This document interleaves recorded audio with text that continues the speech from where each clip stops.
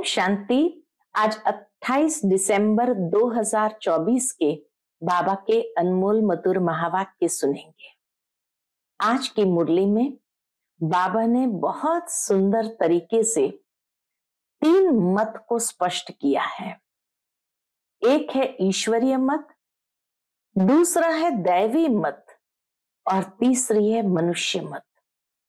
तीनों में क्या अंतर है? तो बाबा कहे, ईश्वरीय मत से तुम ऊंचते ऊंच देवता बनते हो। ईश्वरीय मत पर चलने से सर्व खजानों से संपन्न होते हो। ईश्वरीय मत पर चलने से बाप से पूर्ण वर्षा ले लेते हो। दैवी मत अर्थात स्वर्ग में जो मत प्राप्त होती है, उसकी भी नींव तो यहां से ही पड़ती है कि बाप की श्रीमत पर चल करके ही वो देवी देवता बने हैं, तो वहां एक दूसरे को सुख देते हैं। दैवी मत पर चलने से एक दूसरे को सुख देते हैं, सुख अनुभव होता है। और बाबा कहे, मनुष्य मत आसुरी मत है, गिरने लगते हैं। जितना जितना मनुष्य मत पर चलते जाते हैं, गिरते जाते हैं और इस तरह से गिरते गिरते एकदम पतित असुर बन जाते हैं। तो बाबा कहे, ये तीनों मत को अच्छी तरह से समझना है। सुनते हैं आज के बाबा के अनमोल मधुर महावाक्य। ओम शांति। मीठे बच्चे, बाप आए हैं तुम्हें सर्व खजानों से माला माल बनाने। तुम सिर्फ ईश्वरीय मत पर चलो, अच्छी रीति पुरुषार्थ कर वर्षा लो। माया से हार नहीं खाना, माया से हार नहीं खाओ। आज की मुरली से प्रश्न है, ईश्वरीय मत, दैवी मत और मनुष्य मत में कौन सा मुख्य अंतर है? उत्तर, ईश्वरीय मत से तुम बच्चे वापस अपने घर जाते हो, फिर नई दुनिया में उच्च पद पाते हो। दैवी मत से तुम सदा सुखी रहते हो, क्योंकि वह भी बाप द्वारा इस समय की मिली हुई मत है, लेकिन फिर भी उतरते तो नीचे ही हो। दैवी मत से भी धीरे धीरे कला कम होती ही जाती है। मनुष्य मत दुखी बनाती है। ईश्वरीय मत पर चलने के लिए पहले पहले पढ़ाने वाले बाप पर पूरा निश्चय चाहिए। ओम शांति। बाप ने अर्थ तो समझाया है, ओम शांति का अर्थ तो बाबा ने समझाया है। क्या है? मैं आत्मा शांत स्वरूप हूं। जब ओम शांति कहा जाता है तो आत्मा को अपना घर याद आता है। मैं आत्मा शांत स्वरूप हूं। फिर जब ऑर्गन्स मिलते हैं तब टॉकी बनती है। पहले छोटे ऑर्गन्स होते हैं, फिर बड़े होते हैं। अब परम पिता परमात्मा तो है निराकार, उनको भी रथ चाहिए टॉकी बनने के लिए। परमात्मा इतना समय तो साइलेंस में रहे, अब उनको भी रथ चाहिए टॉकी बनने के लिए। जैसे तुम आत्माएं परमधाम में रहने वाली हो, यहां आकर टॉकी बनती हो। बाप भी कहते हैं, मैं तुमको नॉलेज देने के लिए टॉकी बना हूं। बाप अपना और रचना के आदि मध्य अंत का परिचय देते हैं। यह है रूहानी पढ़ाई। वह होती है जिस्मानी पढ़ाई, वह अपने को शरीर समझते हैं। ऐसे कोई नहीं कहेंगे कि हम आत्मा इन कानों द्वारा सुनती है। अभी तुम बच्चे समझते हो, बाप है पतित पावन, वही आकर समझाते हैं। मैं कैसे आता हूं? तुम्हारे मिसल में गर्भ में नहीं आता हूं, मैं इनमें प्रवेश करता हूं, फिर कोई प्रश्न ही नहीं उठता। यह रथ है, इनको माता भी कहा जाता है। सबसे बड़ी नदी ब्रह्मपुत्र है, तो यह है सबसे बड़ी नदी। पानी की तो बात नहीं, यह है महानदी, अर्थात सबसे बड़ी ज्ञान नदी है। ब्रह्मा बाबा है सबसे बड़ी ज्ञान नदी। तो बाप आत्माओं को समझाते हैं, मैं तुम्हारा बाप हूं, जैसे तुम बात करते हो मैं भी बात करता हूं। मेरा पाठ तो सबसे पिछाड़ी का है। जब तुम बिल्कुल पतित बन जाते हो तब तुमको पावन बनाने के लिए आना होता है। इन लक्ष्मी नारायण को ऐसा बनाने वाला कौन? सिवाय ईश्वर के और कोई के लिए कह नहीं सकेंगे। बेहद का बाप ही स्वर्ग का मालिक बनाते होंगे ना। बाप ही ज्ञान का सागर है। वही कहते हैं, मैं इस मनुष्य सृष्टि का चैतन्य बीज हूं। मैं आदि मध्य अंत को जानता हूं। मैं सत हूं, मैं चैतन्य बीज रूप हूं। इस सृष्टि रूपी झाड़ की मेरे में नॉलेज है। इसको सृष्टि चक्र अथवा ड्रामा कहा जाता है। ये फिरता ही रहता है। वह हद का ड्रामा 2 घंटे चलता है। इसकी रील 5000 वर्ष की है। जो जो टाइम पास होता जाता है 5000 वर्ष से कम होता जाता है। टाइम बीतते बीतते एक एक साल निकलते जाते और 5000 वर्ष में कम होता जाता है। तुम जानते हो, पहले हम देवी देवता थे, फिर आहिस्ते आहिस्ते हम क्षत्रिय कुल में आ गए। ये सारा राज बुद्धि में है, तो यह सिमरण करते रहना चाहिए। हम शुरू में पाठ बजाने आए तो हम 100 देवी देवता थे। 1250 वर्ष राज्य किया। टाइम तो गुजरता जाता है ना। लाखों वर्ष की तो बात ही नहीं। लाखों वर्ष का तो कोई चिंतन कर भी न सके। तुम बच्चे समझते हो हम यह देवी देवता थे, फिर पाठ बजाते वर्ष पिछाड़ी वर्ष पास करते करते अभी कितने वर्ष पास कर चुके हैं। धीरे धीरे सुख कम होता जाता है। हर एक चीज सतो प्रधान, सतो रजो तमो होती है। पुरानी जरूर होती है।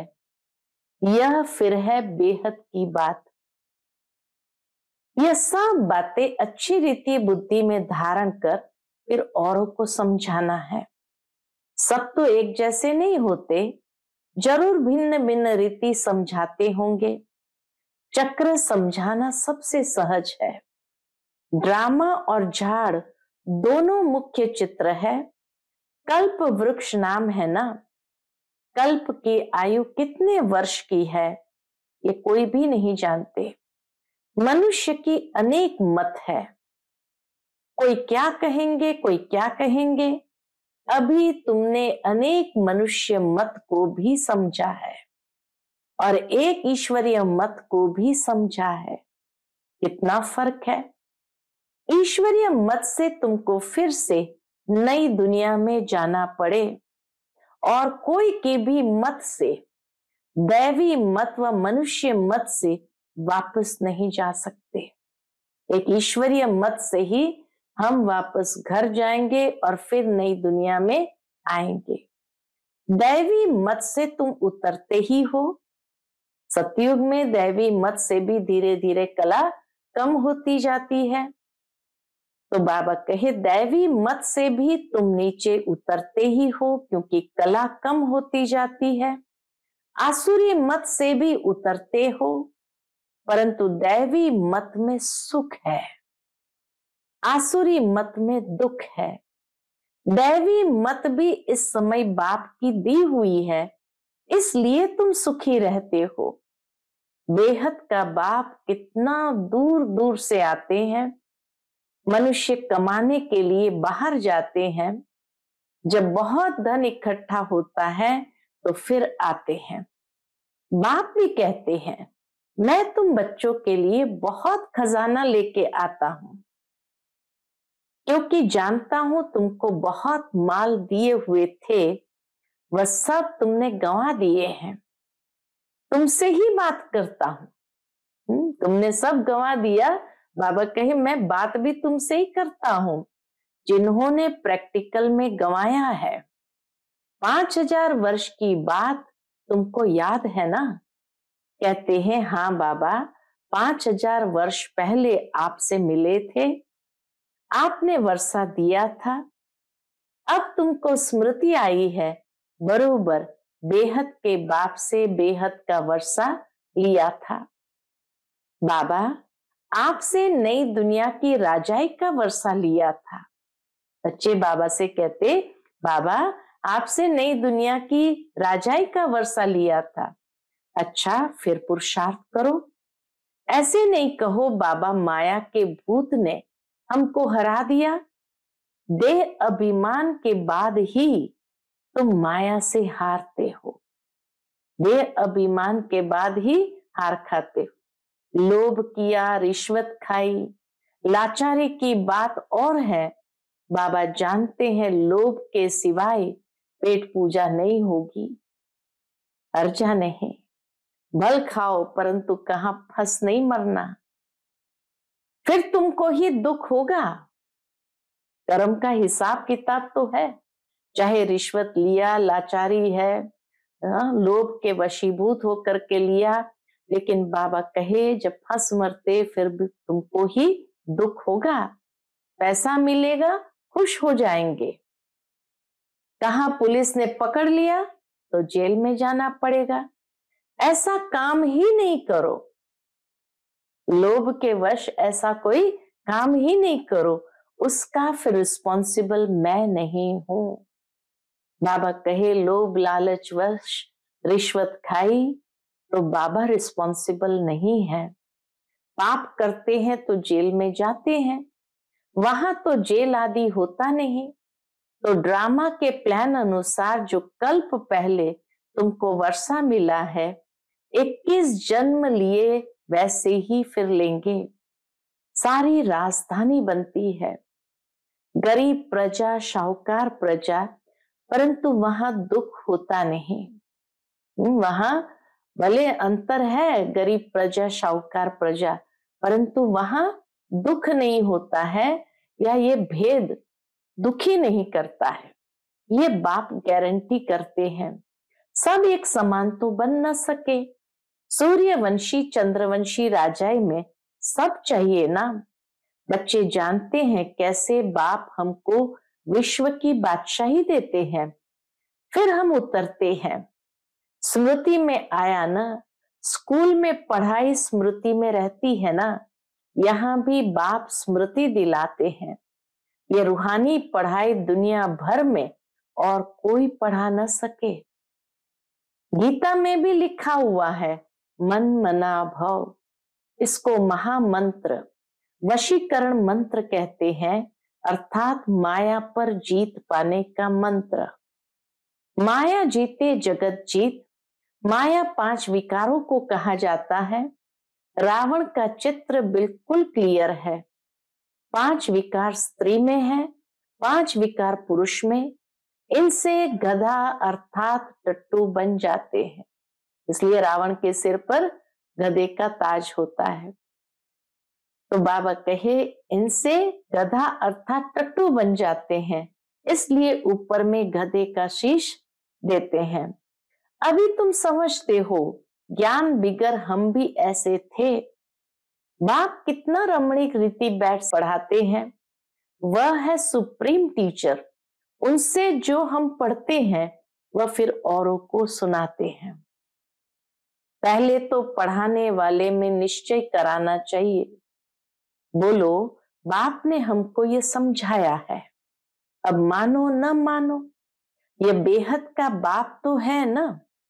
श्रीमत ही श्रेष्ठ बनाती है, तो श्रेष्ठ नई दुनिया भी जरूर चाहिए ना। अभी तुम समझते हो हम किचड़े की दुनिया में बैठे हैं, दूसरा कोई समझ न सके। वहां हम बहिष्ठ स्वर्ग में सदा सुखी रहते हैं, यह नरक में कितने दुखी है। इसको नरक कहो व विषय वैतरणी नदी कहो, पुरानी दुनिया छीछी है, पुरानी दुनिया छीछी है। अभी तुम फील करते हो कहाँ सतयुग स्वर्ग और कहाँ कलयुग नर्क। स्वर्ग को कहा जाता है wonder of the world, Treta को भी नहीं कहेंगे, wonder of the world Treta को भी नहीं कहेंगे। यहाँ इस गंदी दुनिया में रहने में मनुष्य को कितनी खुशी होती है। विष्टा के कीड़े को ब्रह्मणी भूं कर आप समान बनाती है। तुम भी किचड़े में पड़े हुए थे, मैंने आकर भूं कर तुमको कीड़े से अर्थात शूद्र से ब्राह्मण बनाया है। अभी तुम डबल सिरताज बनते हो तो कितनी खुशी रहनी चाहिए, पुरुषार्थ भी पूरा करना चाहिए। बेहद का बाप समझाने तो बहुत सहज देते हैं, दिल से लगता भी है। बाबा सच सच कहते हैं। इस समय सभी माया के दुबन में फंसे हुए हैं। बाहर का शो कितना है, बाबा समझाते हैं, हम तुमको दुबन से आकर बचाते हैं, स्वर्ग में ले जाते हैं। स्वर्ग का नाम सुना हुआ है, अभी स्वर्ग तो है नहीं, सिर्फ ये चित्र है। ये स्वर्ग के मालिक कितने धनवान थे, भक्ति मार्ग में भल रोज मंदिर में जाते थे, परंतु यह ज्ञान कुछ नहीं था। अभी तुम समझते हो भारत में यह आदि सनातन देवी देवता धर्म था। इन्हों का राज्य कब था यह किसको पता नहीं है। देवी देवता धर्म के बदले अब फिर हिंदू हिंदू कहते रहते हैं। शुरू में हिंदू महासभा का प्रेसिडेंट आया था, बाबा के पास हिंदू महासभा का प्रेसिडेंट आया था, बोला हम विकारी असुर है, अपने को देवता कैसे कहलाए। हमने कहा अच्छा आओ तो तुमको समझाएं। देवी देवता धर्म की स्थापना फिर से हो रही है, हम तुमको स्वर्ग का मालिक बना देंगे। बाबा ने उनसे कहा हम तुमको स्वर्ग का मालिक बना देंगे, बैठकर सीखो। बोला दादाजी फुर्सत कहाँ है, फुर्सत नहीं तो फिर देवता कैसे बनेंगे, ये पढ़ाई है ना। बेचारे की तकदीर में नहीं था। बाबा को उसकी याद आ गई, बेचारे की तकदीर में नहीं था, मर गया। ऐसे भी नहीं कहेंगे कि वह कोई प्रजा में आएगा, नहीं, ऐसे ही चला आया था। सुना था यहाँ पवित्रता का ज्ञान मिलता है, परंतु सतयुग में तो आ न सके, फिर भी हिंदू धर्म में ही आएंगे। तुम बच्चे समझते हो माया बड़ी प्रबल है, कोई ना कोई भूल कराती रहती है। कभी कोई उल्टा सुल्टा पाप हो तो बाप को सच्ची दिल से सुनाना है। रावण की दुनिया में पाप तो होते ही रहते हैं, कहते हैं हम जन्म जन्मांतर के पापी है। ये किसने कहा, बाबा कहे ये बात किसने कही, आत्मा कहती है, बाप के आगे या देवताओं के आगे। आत्मा कहती है बाप के आगे जाकर या देवताओं के आगे। अभी तो तुम फील करते हो बरोबर हम जन्म जन्मांतर के पापी थे। रावण राज्य में पाप जरूर किए हैं, अनेक जन्मों के पाप तो वर्णन नहीं कर सकते हो, इस जन्म का वर्णन कर सकते हैं, वह सुनाने से भी हल्का हो जाएगा। सर्जन के आगे बीमारी सुनानी है, फलाने को मारा, चोरी की, इस सुनाने में लज्जा नहीं आती है। विकार की बात सुनाने में लज्जा आती है। सर्जन से लज्जा करेंगे तो बीमारी छूटेगी कैसे। इसलिए बाबा कहे सर्जन को सच सच बताना है, फिर अंदर दिल को खाती रहेगी, बाप को याद कर नहीं सकेंगे, सच सुनाएंगे तो याद कर सकेंगे। बाप कहते हैं मैं सर्जन तुम्हारी कितनी दवाई करता हूं, तुम्हारी काया सदैव कंचन रहेगी। सर्जन को बताने से हल्का हो जाता है। कोई कोई आपे ही लिख देते हैं, बाबा हमने जन्म जन्मांतर पाप किए हैं, पाप आत्माओं की दुनिया में पाप आत्मा ही बने हैं। अब बाप कहते, बच्चे तुम्हें पाप आत्माओं से लेन देन नहीं करनी है। सच्चा सतगुरु अकाल मूर्त है बाप, वह कभी पुनर्जन्म में नहीं आते हैं। उन्होंने अकाल तख्त नाम रखा है, परंतु अर्थ नहीं समझते हैं। बाप ने समझाया है आत्मा का यह तख्त है, शोभता भी यहाँ है, तिलक भी यहाँ ब्रकुटी में देते हैं ना। असल में तिलक एकदम बिंदी मिसल देते थे। अभी तुमको अपने को आपे ही तिलक देना है। बाप को याद करते रहो, जो बहुत सर्विस करेंगे तो बड़ा महाराजा बनेंगे। नई दुनिया में पुरानी दुनिया की पढ़ाई थोड़ी पढ़ना है। नई दुनिया में पुरानी दुनिया की पढ़ाई थोड़ी पढ़ना है। तो इतनी उच्च पढ़ाई पर फिर अटेंशन देना चाहिए।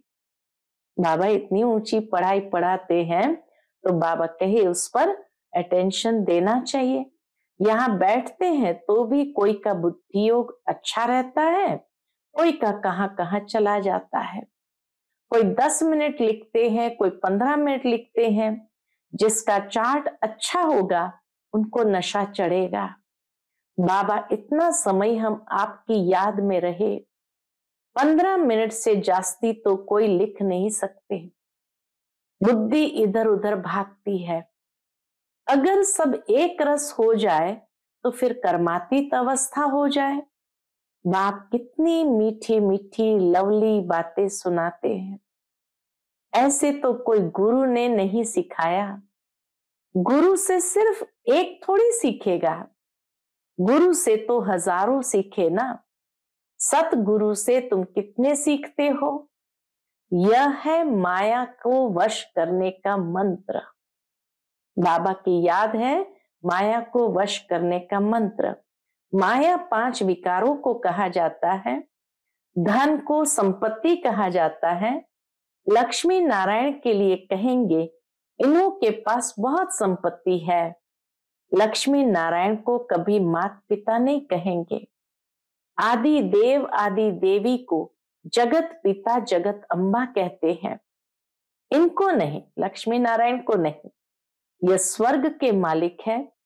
अविनाशी ज्ञान धन लेकर हम कितने धनवान बने हैं।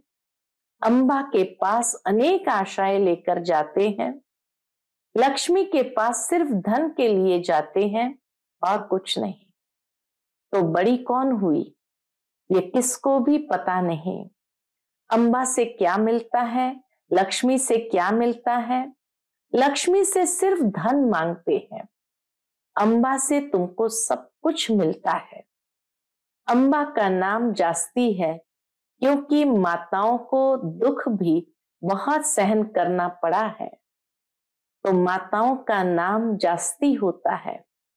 अच्छा, फिर भी बाप कहते हैं बाप को याद करो तो पावन बन जाएंगे, और चक्र को याद करो दैवी गुण धारण करो। बहुतों को आप समान बनाओ। गॉड फादर के तुम स्टूडेंट हो। कल्प पहले भी बने थे, फिर अब भी वही एम ऑब्जेक्ट है। यह है सत्य नर से नारायण बनने की कथा। यह है सत्य नर से नारायण बनने की कथा। अच्छा, मीठे मीठे सिकिलते बच्चों प्रति माता पिता बाप दादा का याद प्यार और गुड मॉर्निंग। रूहानी बाप की रूहानी बच्चों को नमस्ते।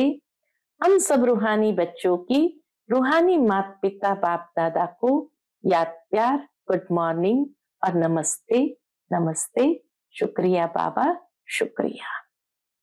आज की मुरली से धारणा के लिए मुख्य सार है। पहली पॉइंट, अपनी बीमारी सर्जन से कभी भी छिपानी नहीं है। माया के भूतों से स्वयं को बचाना है। अपने को राज तिलक देने के लिए सर्विस जरूर करनी है। दूसरी पॉइंट, स्वयं को अविनाशी ज्ञान धन से धनवान बनाना है। अब पाप आत्माओं से लेन देन नहीं करनी है, पढ़ाई पर पूरा पूरा अटेंशन देना है। आज का बाप दादा का मधुर वरदान हम बच्चों के प्रति है, इस कल्याणकारी युग में सर्व का कल्याण करने वाले प्रकृति जीत माया जीत भव। इस कल्याणकारी युग में सर्व का कल्याण करने वाले प्रकृति जीत माया जीत भव। संगम युग को कल्याणकारी युग कहा जाता है। इस युग में सदा ये स्वमान याद रहे कि मैं कल्याणकारी आत्मा हूं।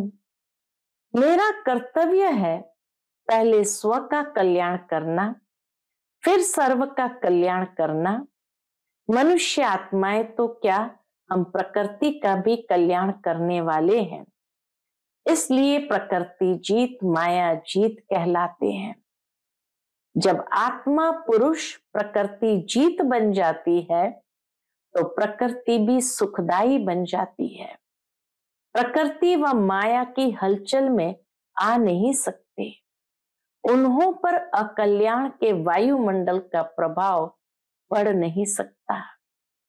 आज का स्लोगन है, एक दूसरे के विचारों को सम्मान दो तो माननीय आत्मा बन जाएंगे। एक दूसरे के विचारों को सम्मान दो तो माननीय आत्मा बन जाएंगे। अच्छा, ओम शांति।